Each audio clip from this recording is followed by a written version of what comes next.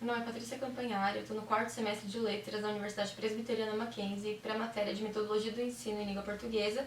Eu fazia a resenha do livro Why Not, da Raquel Landim. A Raquel Landim, ela é jornalista e agora escritora, formada pela Universidade de São Paulo. Ela participou da equipe fundadora do jornal Valor Econômico e desde 1999 ela passou pelos principais jornais do país.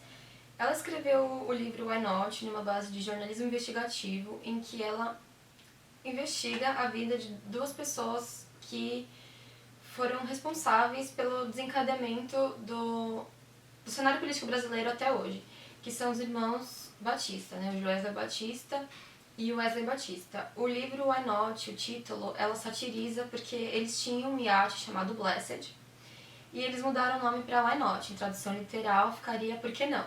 E esse Por que não usou tipo como um bordão para caracterizar todas as escolhas que eles fizeram, né, desde do primórdio da JBS até a delação premiada, porque eles corromperam milhares de políticos, eles pediram propina, pediram empréstimos para o BNDES, então esse Why Not basicamente é por que não, né?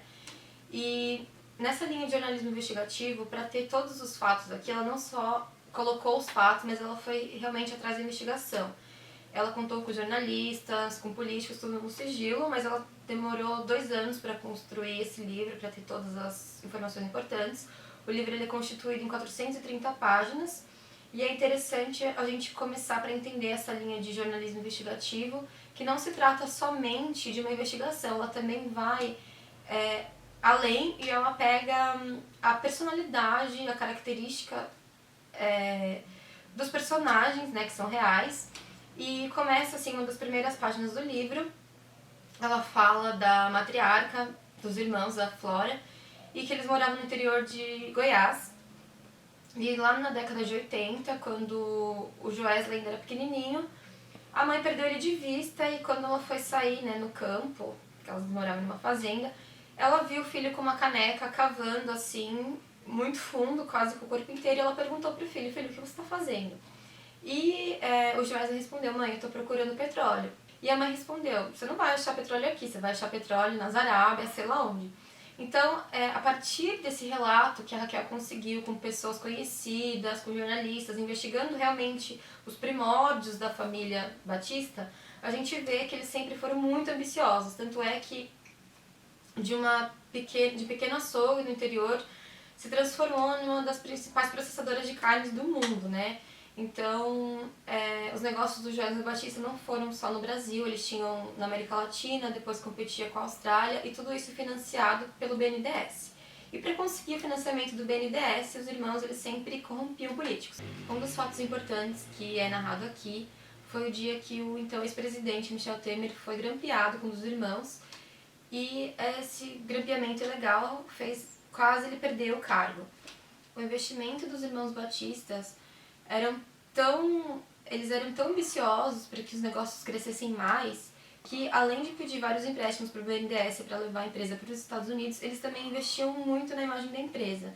Eles contrataram um principal publicitário do país, que é o Washington Oliveto, conhecido até internacionalmente, para fazer uma propaganda, porque na época a Seara, a marca Seara, era um dos irmãos Batistas, e a Seara não era uma marca conhecida, a gente sabe que os concorrentes, né, chamavam mais atenção. Então eles foram até o Washington Oliveto, eles contrataram o Washington Oliveto para serem orientados e chamarem alguém de credibilidade, né, para passar uma confiabilidade para o consumidor.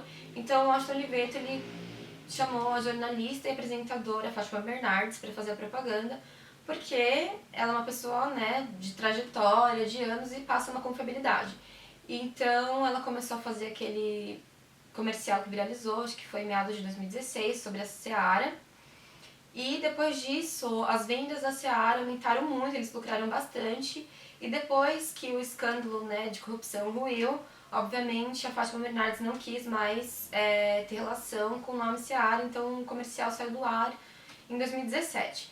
Então a gente pode perceber a partir desse relato que eles sempre investiram muito e eles tinham negócios não somente da JBS, que era o seu principal negócio, mas eles tinham empresa de celulose, calçados e até banco. Então, quando os escândalos de corrupção foram à tona, eles tiveram que fazer a delação premiada. Outro fato relevante que é relatado no livro foi da delação premiada que eles tiveram que fazer para conseguir algum benefício judicial. Então, um pouco antes de fazer a delação premiada, eles compraram milhares de reais em dólares, e depois que eles fizeram a delação premiada, contando todos os políticos que eles corromperam para conseguir empréstimo do BNDES, o preço do dólar disparou. E gerou uma revolta, né, civil, porque eles fizeram uma manipulação do câmbio. Então eles lucraram mais, depois de todos os escândalos de corrupção, eles lucraram mais. E isso também ficou muito marcado na época. Eu acho interessante para quem gosta da interdisciplinaridade entre comunicação, economia e direito, porque aqui não é simplesmente não é simplesmente colocado os fatos que ocorreram desde o período do começo da Lava Jato até hoje, mas a Raquel Landim, ela realmente fala do psicológico, ela fala de acontecimentos da vida das pessoas que foram citadas aqui, que nos fazem compreender um pouco da personalidade das pessoas e por que elas fizeram tal coisa, por que elas tomaram as atitudes que tomaram. A Raquel Landim, ela foi até a minha Universidade Presbiteriana Mackenzie, e ela falou sobre esse livro, e ela nos contou que ela nos contou que ela entrevistou um dos irmãos, e ela falou exatamente com essas palavras: você pode não me conceder uma entrevista, mas eu não vou desistir. E ela contou que ele deu risada, e depois de um dia eles marcaram, meio cética, mas ela chegou lá, e ele já chegou abrindo a porta, um pouco prepotente. Ela estava com um amigo, jornalista dela, e eles conseguiram algumas informações, mas uma das primeiras palavras que um dos irmãos falou, dos entrevistados, foi: o que eu fiz que a imprensa não sai do meu pé?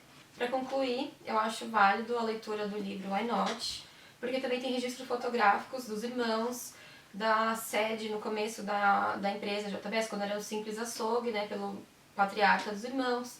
Tem fotos de alguns políticos que foram corrompidos, como Aécio Neves, a irmã dele. Tem fotos do ex-procurador-geral da República, Rodrigo Janot. E além disso, a gente pode se aprofundar, se a pessoa se interessa pela interdisciplinaridade. É interessante ver como funciona a linhagem de jornalismo investigativo. Obrigada.